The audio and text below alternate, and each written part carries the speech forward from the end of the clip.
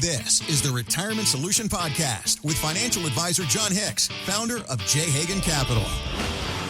Millions of Americans spend decades saving for retirement only to trip up over taxes right at the finish line, John. Oh, that stinks. And it's so true. It's like watching all these FIFA games, and these guys are getting ready to go to the goal line. It's amazing. They're juggling the ball and doing things I've never seen, weaving through with just absolute magistry. And then they're at the very end, they trip and they fall and they scoot their face on that grass. Those guys have got three defenders coming at them full speed. So it's a little bit more understandable in that situation. It's unbelievable.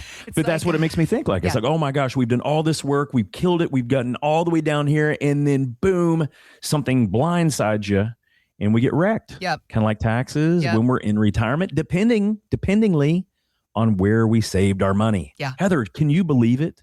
It is not about the assets. It's about the location of those assets that makes all the difference in how we're taxed.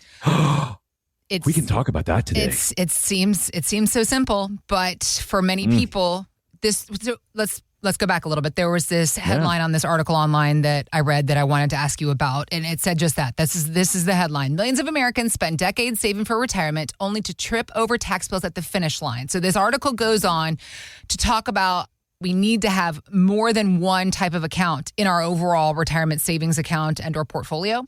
So it says that we need a pre-tax account, an after-tax / tax-free, so I guess it's an and/or account, sure, and a taxable account. Let's talk about what these three accounts are, what they mean in somebody's portfolio. Also, do you think that most of us need all three, and how big of a piece of the pie should each have?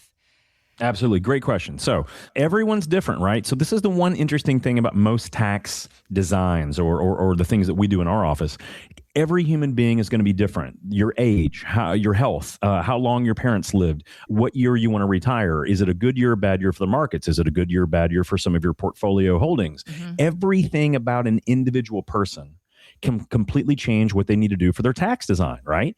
So, but for everyone, for every human being out there, I have yet to find one that doesn't need to have a proper amount of money in all three buckets. Okay. So we basically have our taxable account. So that's kind of like having CDs at the bank that's not in our IRAs, right? Or our stocks that we were given by our grandparents or our parents, things like that. Those are basically taxable accounts. Every year, we settle up essentially with the IRS, take care of that tax obligation, and then we go about our own thing. If we don't sell those stocks or those assets, often there's not a huge tax bill, although sometimes there can be on interest earned and dividends paid and things like that. So that's taxable. Our tax-deferred bucket, and this is where most Americans, we were taught, we were trained, we were sold on the idea of put that money in that tax-deferred bucket and give the government an IOU. It's like, hey, let me put this money in here. I'm not going to pay any taxes before it goes in. Let's let it grow. But I have an IOU out there. And when I pull that money out, the portion that I pull out, then I'm going to have to pay the government. That's when I pay my taxes. That's a tax-deferred account. So our IRAs and 401ks, that's predominantly where most of us have saved so much money. That's not a bad thing up until the time we start pulling it out. It's actually pretty great. But often we forget about that tax bill. We're going to get back to that in a minute. Okay. And then the third bucket, the third one is the Roth bucket or the tax-free bucket. These are dollars that we've already paid taxes on. And so we don't have to pay taxes again if we follow the rules, which means we put those dollars in that bucket. We let it grow and grow and grow and grow, hopefully over a long period of time, or it can even grow and grow and grow and grow until it goes to our grandkids. But the point is that we will potentially never pay taxes again on any of that growth, which is awesome. So what we want to do as good, hardworking, hard-saving Americans, we want to exploit those rules the best way we can by using the laws in our favor.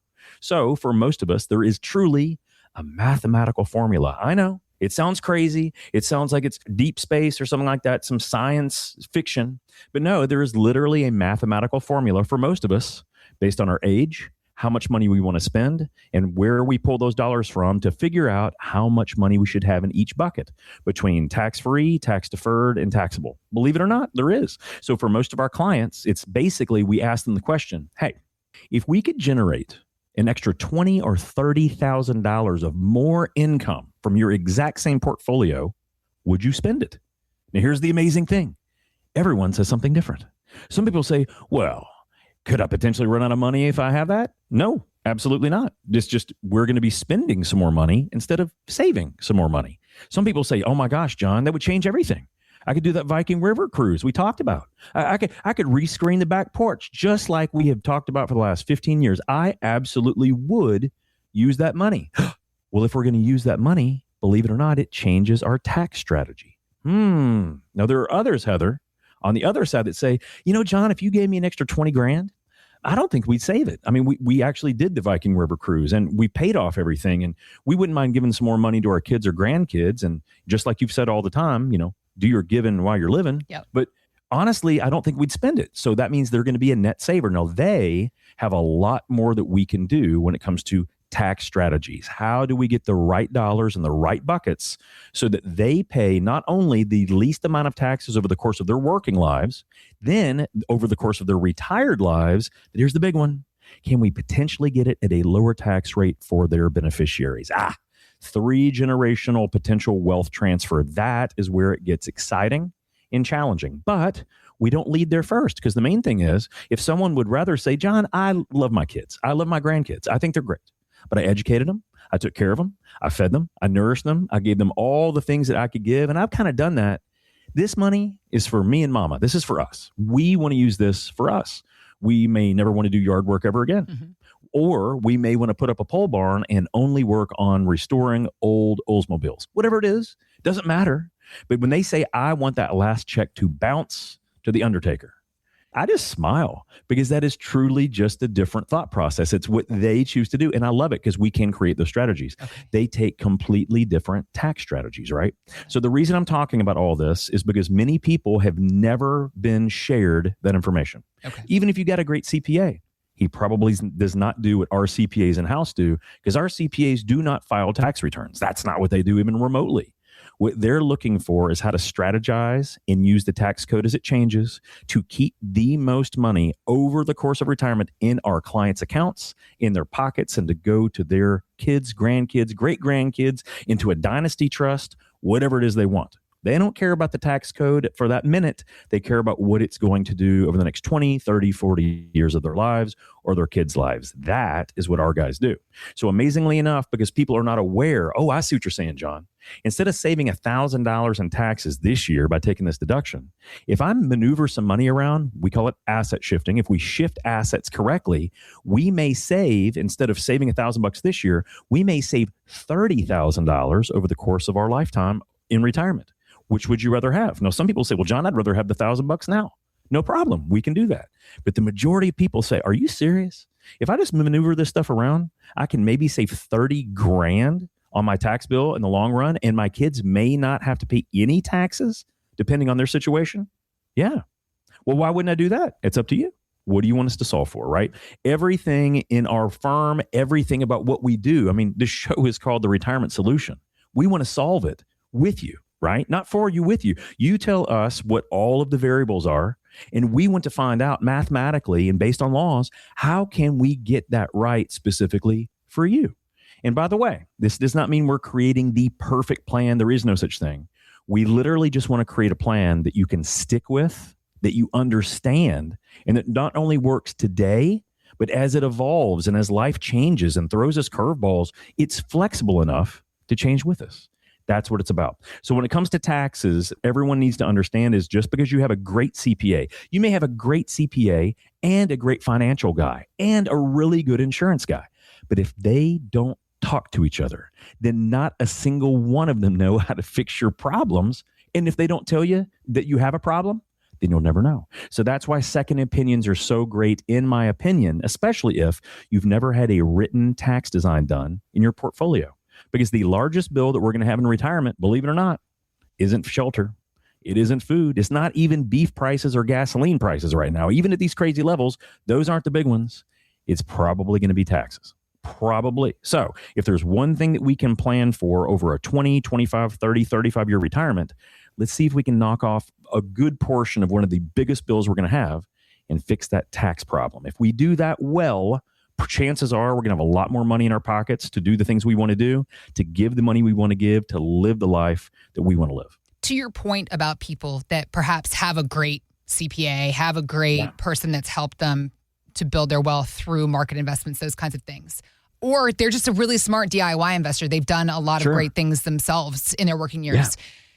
It very often requires a different set of eyes for our retirement.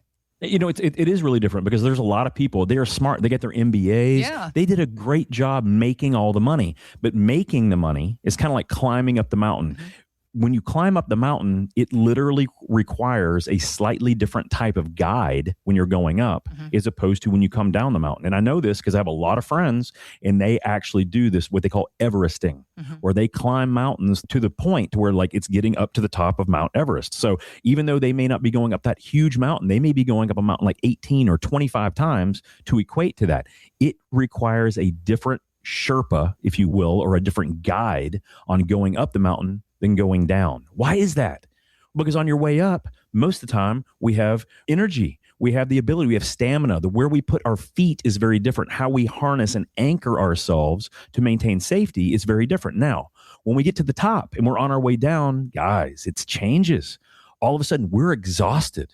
We're tired. We may be a little beaten up from that trek up, and on our way down, it requires a lot more safety precautions. And believe it or not, where do most of the deaths happen on a mountain? On the way down. And so no different on climbing a mountain versus climbing a portfolio or climbing the retirement mountain, if you will. On our way down, it often requires a different set of eyes, a different strategy, or a different guide to do that. So even if you've done an awesome job, maybe you got into SpaceX when it was private. Maybe you invested in Apple the day that it was on the market. Maybe you did all these wonderful things. Awesome. You created a fortune. The question is, how do we hold on to it? How do we keep it? How do we keep it out of Uncle Sam's hands? And then how do we keep it for our children and grandchildren to use? Slightly, if not completely different strategies. So even if you've got good stuff, if you're on your way down the mountain, maybe you get a second set of eyes just to make certain that we don't have any missteps. John and his team, they are here to be that second set of eyes on your savings. If you've got questions about these things, bucketing your money, understanding what your tax options are in retirement, reach out. You can find us at retirementsolutionshow.com or just click on the links we've got posted here. Thanks for listening to the Retirement Solution Podcast with Jon Hicks. Begin the conversation about your savings plan with John and the team at J. Hagan Capital by visiting retirementsolutionradio.com.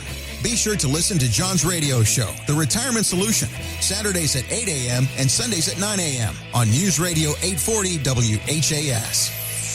J. Hagan Capital Incorporated is not licensed in all 50 states. To find out if J. Hagan Capital Incorporated is licensed in your state, please call 502-690-5635. J. Hagan Capital Incorporated is not affiliated with nor endorsed by the Social Security Administration or any other government agency and does not provide legal or tax advice. By contacting us, you may be provided with information about insurance and annuity products offered through J. Hagan Capital, LLC, NPN number 188279094.